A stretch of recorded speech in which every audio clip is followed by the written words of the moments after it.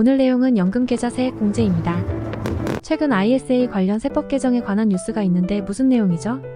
주된 내용은 비과세 한도 증가와 불입 가능한 납입 한도의 증액 등이죠. 하지만 근본 2023년 연말정산은 아래와 같이 기존 세법을 적용합니다. 화면 이미지의 소득공제와 세액공제 설명 좀 부탁해요. 연말정산 환급을 잘 받는 방법은 소득공제와 세액공제를 이용하는 것입니다. 종합소득은 금융소득에 합산되는 이자소득, 배당소득과 근로소득, 사업소득, 연금소득, 기타 소득이 있습니다.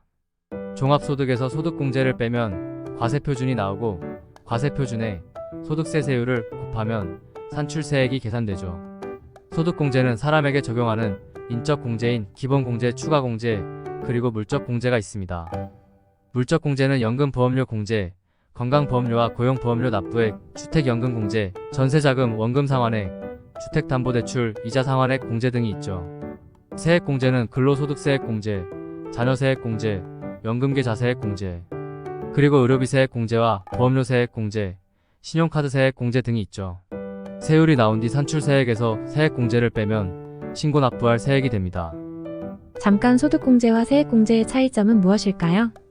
소득공제는 소득세 세율을 계산하기 전에 차감되고 세액공제는 공제 대상 금액을 납부할 세금에서 빼주게 됩니다. 소득이 높고 소득세율이 높을수록 소득공제가 유리하며 소득이 낮을수록 세액공제가 좋습니다. 오늘 주제인 연금계좌 세액공제로 들어가시죠. 연금계좌의 한도는 600만원이고 퇴직연금 IRP를 더하면 900만원까지 한도가 늘어나죠. 여기에 개인종합자산관리계좌인 ISA가 있다면 한번 고려해봐야 합니다.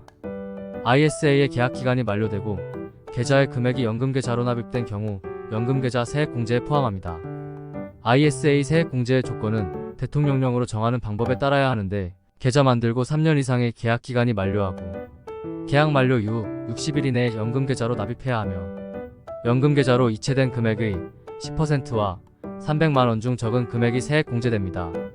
따라서 전환된 ISA 계좌 금액 최대 3천만원까지 세액공제 대상입니다. 연금계좌 세액공제는 근로소득자만 해당되나요? 연금계좌 공제 대상은 근로소득자뿐만 아니라 종합소득자도 포함됩니다. 세액공제율은 12%로 공제한도에 곱하여 계산되죠.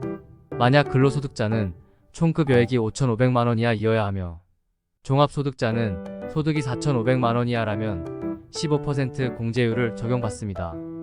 그런데 연금계좌는 헷갈리게 연금계좌 뒤에 예금, 펀드, 보험 등이 붙어있더군요. 세액공제 대상 연금계좌는 연금저축계좌와 퇴직연금계좌로 나누어집니다. 연금저축계좌는 보험회사의 연금저축보험, 은행의 연금저축신탁, 자산운용사의 연금저축펀드가 있습니다. 그리고 퇴직연금은 확정기여형 퇴직연금계좌 DC형, 개인형 퇴직연금계좌인 IRP가 있습니다.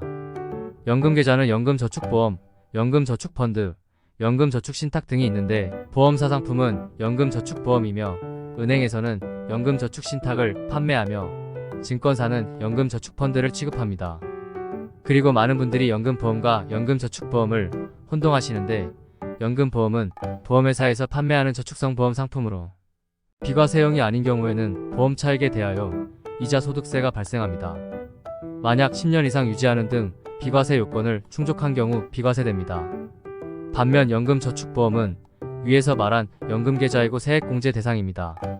개인종합자산관리계좌 ISA의 2023년 연말정산 내용 좀 알려주세요. 대상자는 19세 이상의 거주자이므로 해외 영주권자 같은 비거주자는 해당이 안됩니다. 그리고 근로소득이 있다면 15세 이상으로 나이가 확대되죠. 비과세 한도는 400만원과 200만원 두 가지 유형이 있습니다.